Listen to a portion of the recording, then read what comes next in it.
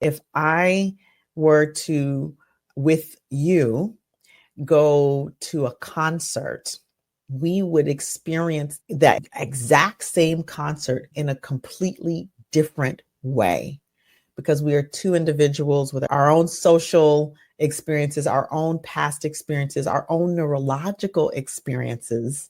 And so that then gives us completely different experiences. And when we're unaware of those constraints, we can make the assumption that people are supposed to understand us. And we can also forget that our viewpoints are limited by our social, neurological, and individual experiences or constraints.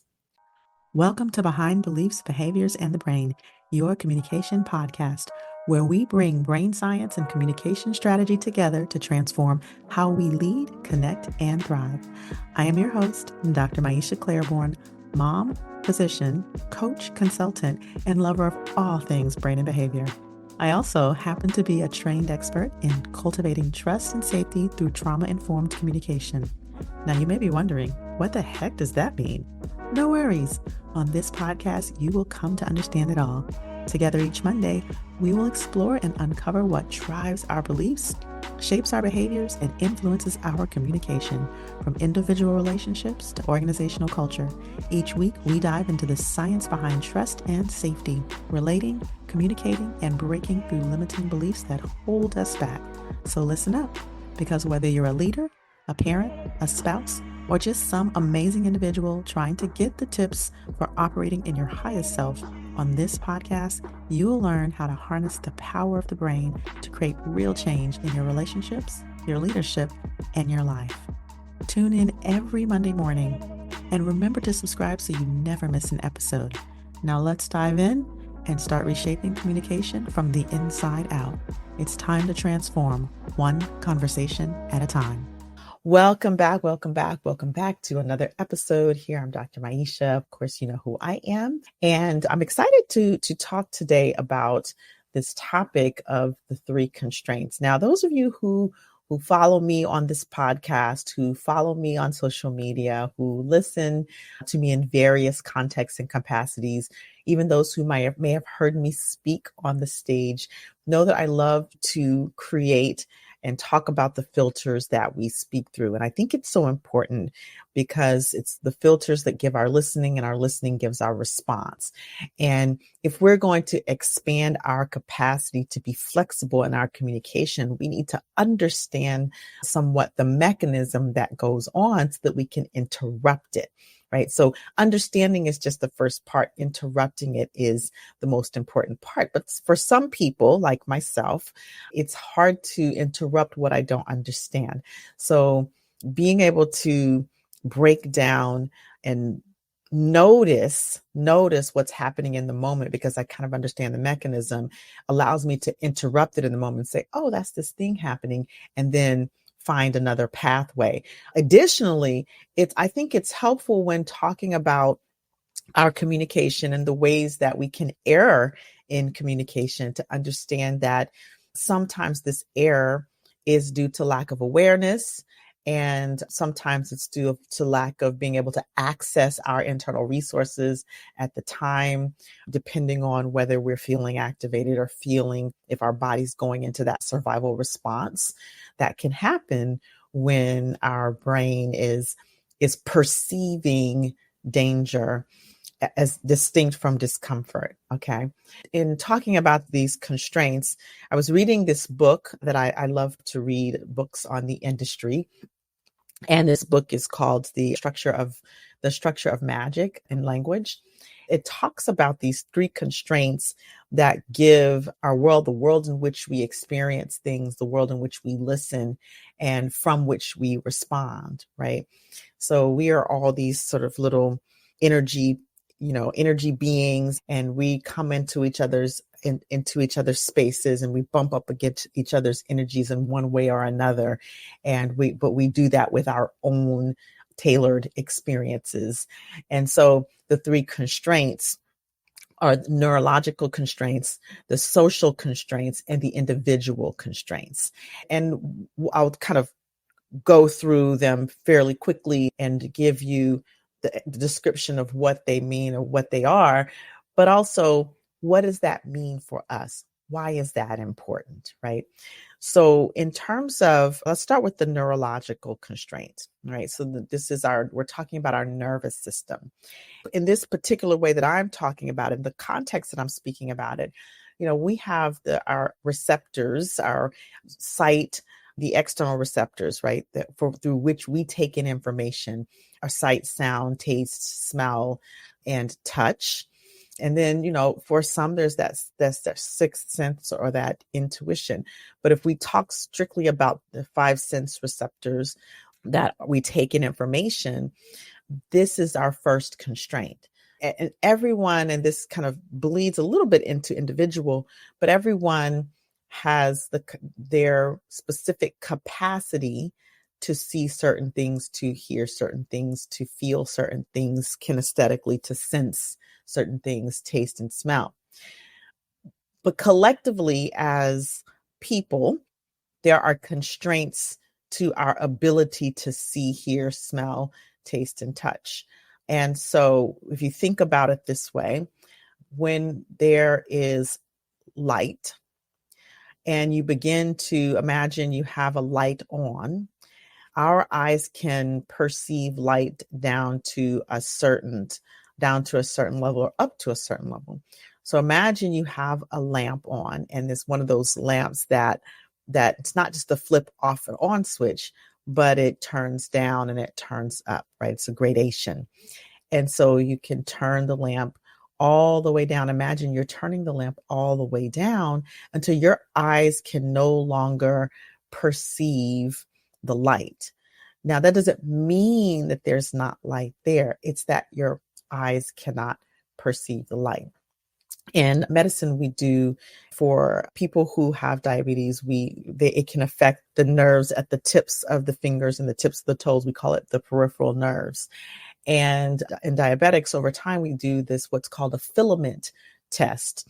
And it's designed to help us to know whether or not the patient is beginning to experience peripheral neuropathy or a loss of sensation in their extremities. And so we take this little tiny filament and we brush it against the bottom of the foot.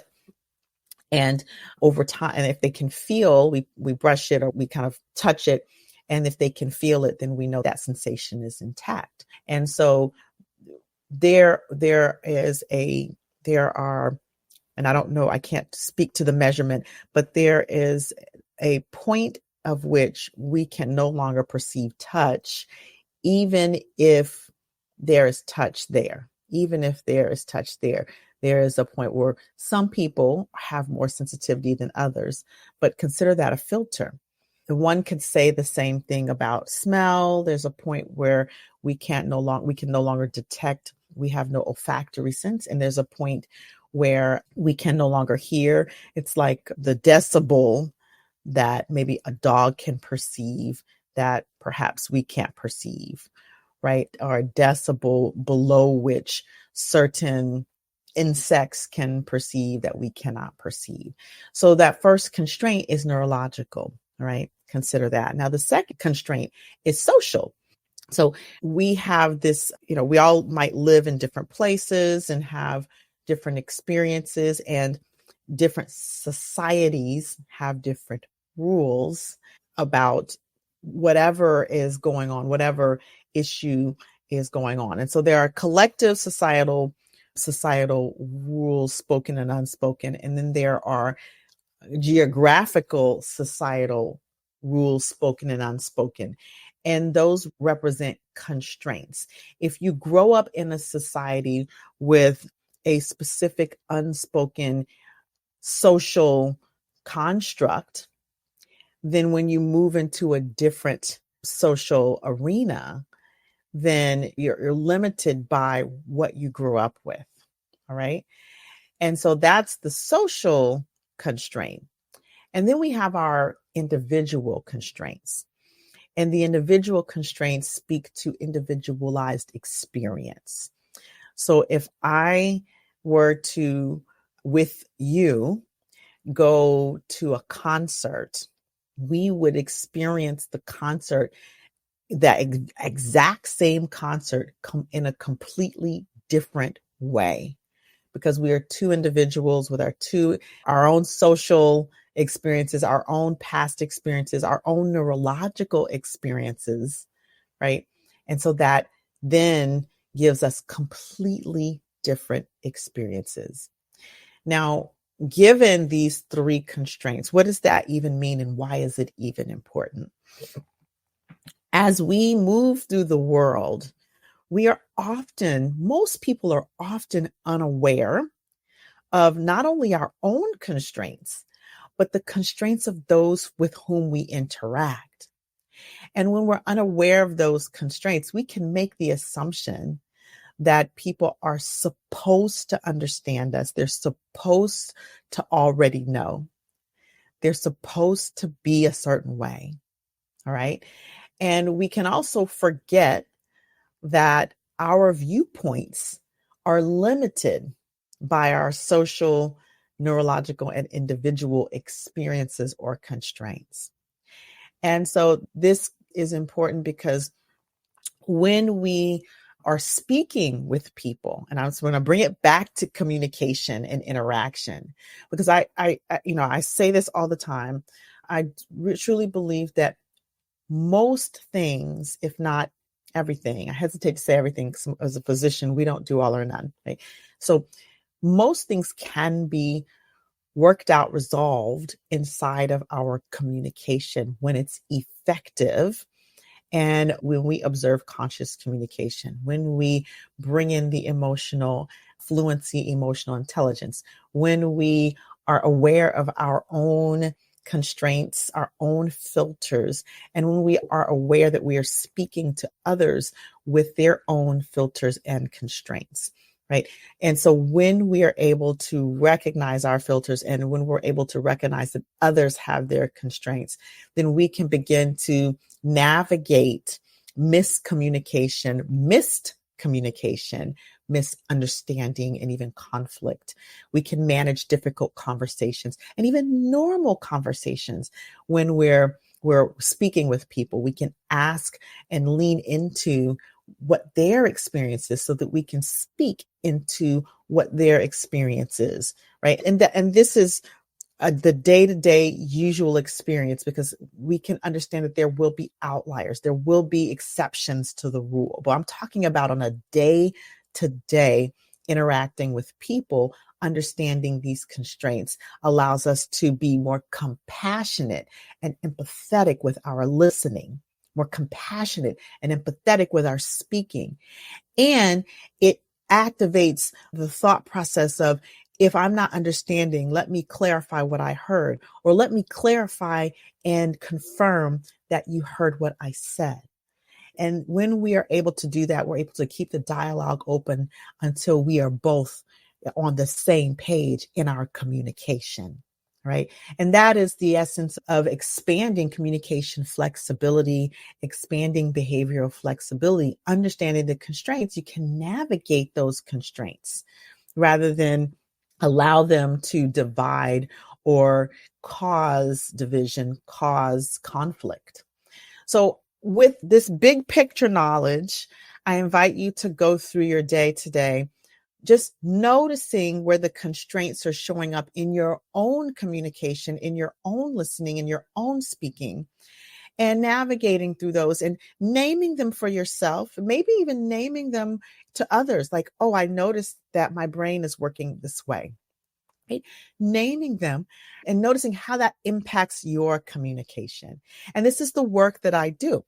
And so if you're finding in your organization that you're having challenges with communication, especially conflict and difficult conversations, definitely reach out to me. You can reach out on this platform. You can reach out to my website, mindremappingacademy.com, and let's talk about what kinds of workshops I could potentially provide. If you're unsure, like, am I doing this right? Like, where am I? On the website, there is an opportunity for you to take a communication assessment. All right. trauma-informed communication assessment is free. You go to the website, mindremappingacademy.com, and you take this assessment. It'll give you a score to let you know like where you are. Is your communication harmful? Is it okay, but could use some improvement? Or are you on the right track? And even if you're on the right track, there's always room to go from good to great, go from great to transformational. So I invite you to invite me into that conversation. If you know that there's some room for improvement in the communication interaction with your people. All right. So share this episode, share this with a friend, a colleague, a family member, and remember to go ahead and hit the subscribe button and so that you get notified for new podcasts. I definitely look forward to hearing back from you once you've taken this into the workplace, into your family environments and community environments. But until that time, you all have a great week and stay empowered. Thank you for joining me on today's episode. We truly appreciate our listeners because without you, there is no podcast. I really hope you enjoyed today's episode and that it gave you fresh insights and practical tools to elevate your communication and build trust and safety in all areas of your life, from leading your teams to strengthening your relationships at home. If today's conversation resonated with you, please take a moment to subscribe to the podcast, share this episode, and leave us a 5-star review. Your support helps us reach more people looking to enhance their relationships, their leadership, and the communication in every area of their life. If you are ready to take your communication to the next level, I encourage you to check out our Communication That Transforms online course. This course dives deep into creating psychological safety, mastering trauma-informed communication that allows you to build behavioral flexibility and tackle any circumstance in your life. You'll learn practical strategies for handling difficult conversations, navigating conflict, and cultivating trust in a way that truly resonates with the people around you and leaves them feeling seen, heard, respected, valued, and welcome. This course is designed to help you transform not only how you lead, but how you show up in all your relationships, whether in the boardroom with your teams or at home with your family. Check out the course at mindremappingacademy.com/TICC to learn more, see the full course catalog, and register. This link will also be in the show notes. That's www.mindremappingacademy.com/TICC. Finally, if these topics resonate with you and you want to bring them to your department, your team, or your organization, I'd love to speak with you. Reach out to me and invite me in for a workshop or a conference tailored to elevate your organization's trust, collaboration, communication, safety, and belonging. You can learn more and reach out to me by visiting mindremappingacademy.com/corporate-programs. Remember, change happens one intentional conversation at a time. With one small shift in how we connect, listen, and lead. Keep listening with intention and communicating with clarity. And until the next episode, stay empowered.